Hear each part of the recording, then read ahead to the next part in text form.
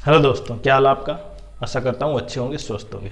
तो जिस तरह एसएससी ने बहुत से सुधार का आश्वासन दिया है, अब वो सुधार हम मान सकते हैं कि 2025 के सीजीएल में, क्योंकि स्टार्टिंग एग्जाम क्या है, सीजीएल का ही है, तो सीजीएल में देखने को मिलेंगे। लेकिन सबसे इम्पोर्टेंट ये है कि आपका जो एग्जाम था, जो लेवल था, जिस लेवल पे आप एग्जाम दे रहे हैं, जैसे मानो ये सीएचएसएल का है, सीजीएल का है, सीएचएसएल का है और एमटीएस का है। अब कहीं ना कहीं एसएससी ने ये कहा कि एग्जाम लेवल खुद डिसाइड करेगी, और एग्जाम लेवल जब डिसाइड करेगी तो उनके सिलेबस के अनुसार से करेगी। सबसे पॉइंट तो ये है। अब सिलेबस, क्योंकि सीजीएल का तो जो सिलेबस है और इनका सिलेबस है थोड़ा सा मिलता है, क्योंकि इनका वास्ट सिलेबस है, इनका कम होता जाता है। अब जो बच्चा, जैसे अभी तक क्या होता था कि कई बार सीएचएसएल और एमटीएस में एग्जाम में उसका सक्सेसफुल नहीं हो पाता था, मतलब वो पूरा सिलेक्ट नहीं हो पाता था लास्ट तक, और कहीं ना कहीं सीजीएल में सिलेक्ट हो जाता था। मतलब अपर लेवल में सिलेक्ट हो रहा है बच्चा, लेकिन लोअर लेवल में सिलेक्ट नहीं हो पा रहा। उसका कई कारण क्या है, क्योंकि बहुत से जो क्वेश्चन है उनका लेवल तीनों में सेम था। अब कहीं ना कहीं एसएससी ने ये माना है कि हमने जो एग्जाम लेवल था वो सेम रखा था, थोड़ा थोड़ा कम था, लेकिन अब उनके लेवल के अनुसार ही क्वेश्चन होंगे। तो सबसे इंपॉर्टेंट ये है कि अब एग्जाम लेवल 2025 जो सीजीएल का ही पहले है, उसमें कहीं ना कहीं लेवल थोड़ा सा हार्ड होगा। अब आप समझ रहे हैं कि लेवल हार्ड जब एसएससी डिसाइड करेगी, क्वेश्चन ये देगी कि ये सिलेक्ट करने के बाद तो कहीं ना कहीं कट ऑफ नीचे जाएगी इसकी, वो भी किसकी, अपर पोस्ट की, सीएचएसएल की, सीजीएल की। बताऊंगा कैसे। सीजीएल की थोड़ी सी अप लो जाएगी, और उसका सबसे बड़ा कारण क्या होगा कि वो बच्चे जिन्होंने सीजीएल की तैयारी की थी वो केवल सीजीएल में जाएंगे।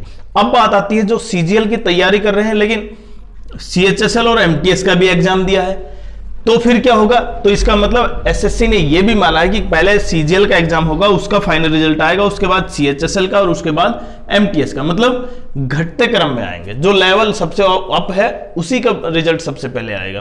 तो जो बच्चे रिपीट ना हो, इसलिए उनकी वैकेंसी बनी रहेगी। अब आप ध्यान से समझे, जब इसका लेवल कम होगा तो बच्चे स्पेशलाइज इसकी ही तैयारी करेंगे, इसकी तैयारी नहीं करेंगे, और सिलेबस में कहीं ना कहीं थोड़ा थोड़ा हेरफेर हो सकता है। बिल्कुल सही बात है, क्योंकि जब एग्जाम लेवल एक ही चीज, जैसे यहां पे आया एलसीएफ,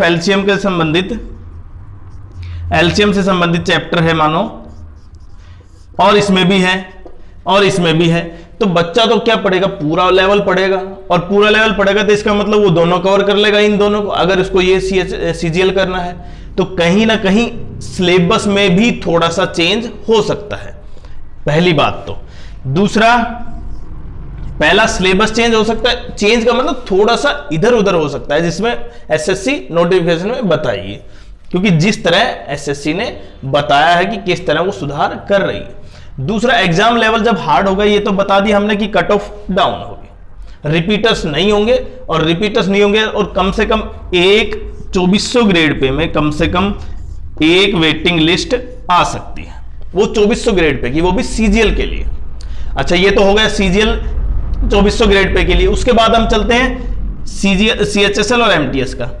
अब जो बच्चा 10th पास है, जिसने एमटीएस की तैयारी की है और केवल एमटीएस की तैयारी की है, लेकिन बच्चे उसको साथ कंपीट कर रहे हैं सीजीएल के भी और सीएचएसएल के भी, तो कहीं ना कहीं उसका लेवल और जो सीजीएल के लेवल है उसमें काफी डिफरेंस होगा, और वो उसकी जगह मार्क्स ले लेगा, तो इसलिए उसका नंबर फिर से नहीं आएगा। तो एसएससी कहीं ना कहीं ये सुधार करने के लिए बिल्कुल तैयार है। दूसरा, अब बात आती है सबसे इंपॉर्टेंट कि आपका एग्जाम 2025 का जो अप्रैल 22 दे रखी है नोटिफिकेशन की, क्या वो नोटिफिकेशन अप्रैल में 22 अप्रैल 2025 में नोटिफिकेशन नहीं आएगा। लेकिन जिस तरह अंदाजा लगाया जा रहा है कि एसएससी ने जो कंडक्टिंग एजेंसी है एग्जाम की, जो टीसीएस, उसकी बजाय अब की बार दूसरी एजेंसी को क्या दिया है, इसका टेंडर दिया है, और दूसरी एजेंसी आपको पता है कि उसकी ख्याति अच्छी नहीं है। इसका मतलब कहीं ना कहीं पीछे उसने जब स्टेट एग्जाम कराए हैं तो वो लीक हुए हैं। लेकिन सबसे इंपॉर्टेंट ये है, लीक एग्जाम से मतलब नहीं है, यहां पे सबसे इंपॉर्टेंट है कि नॉर्मलाइजेशन मार्क्स, जो नॉर्मलाइजेशन मार्क्स एसएससी देती है ना, वो लीक से भी ज्यादा खतरनाक है। क्यों? क्योंकि जिन नॉर्मलाइजेशन मार्क्स देने से किसी का सिलेक्शन हो गए, जो अच्छे मार्क्स थे उनको बाहर कर दिया। सबसे बड़ा मुद्दा नॉर्मलाइजेशन है, न कि लीकेज। लीकेज देखिए, लीक पेपर होता है तो देखें वो पेपर आउट होता है, तो आउट होता है तो हो सकता है कैंसिल भी हो जाए, उसमें प्रूफ होता है पेपर लीक हो गया। लेकिन अब जिस तरह एसएससी ने सुधार करने की बात कही, आश्वासन दिया है, तो हो सकता है इस एजेंसी पर भी, जो नई कंडक्टिंग एजेंसी है, उसको 180 दिन का टाइम दिया है। वो ट्रायल पीरियड पे है, वो आपको पता है। और लेकिन सबसे पहला एग्जाम उसका कौन सा है? सीजीएल का ही है। और सीजीएल में अब क्योंकि एसएससी एग्जाम बढ़ाएगी, पेपर लेवल बढ़ाएगी, तो पेपर केवल उसका पेपर करवाने का कार्य है। तो जो नॉर्मलाइजेशन है अभी भी सबसे बड़ा मुद्दा वही है। और नॉर्मलाइजेशन कहीं ना कहीं जो कमेटी गठित की गई है एसएससी ने, वो एक ऐसा फॉर्मूला लेके आएगी जिससे प्रत्येक बच्चा सेटिस्फाई हो। तो इस बात पे हम ज्यादा, क्योंकि एसएससी ने जितने सुधार के लिए आश्वासन दिया है, अभी उसके ऊपर दोबारा से प्रेशर डाला जाए कि ये कंडक्टिंग एजेंसी सही नहीं है, तो ये ठीक नहीं है अभी, क्योंकि जिस तरह उसने एग्जाम भी नहीं कराया है अभी, केवल सेंटर लेवल पे, तो और कहीं ना कहीं उसको भी एक मौका देना चाहिए कि 2025 में जो सीजीएल का एग्जाम है उसको देख के। लेकिन मेन पॉइंट है नॉर्मलाइजेशन, इसलिए नॉर्मलाइजेशन पर जो मार्क्स बच्चों को दिए जाते हैं वो कहीं ना कहीं पारदर्शित होनी चाहिए। दूसरा, अब सबसे इंपॉर्टेंट ये रह जाता है कि जो आपका एग्जाम है, देखिए उसके बारे में आ गई, क्योंकि 2025 का जो 22 अप्रैल को है नोटिफिकेशन, वो कहीं ना कहीं अब क्या हो सकता है, थोड़ा सा एक्सटेंड हो सकता है। इसका सबसे बड़ा कारण जो एजेंसी है ना, उसको कहीं ना कहीं एग्जाम का जो पेपर जो बनाया जाएगा एसएससी के द्वारा, उन दोनों में भी थोड़ा सा टाइम लगेगा।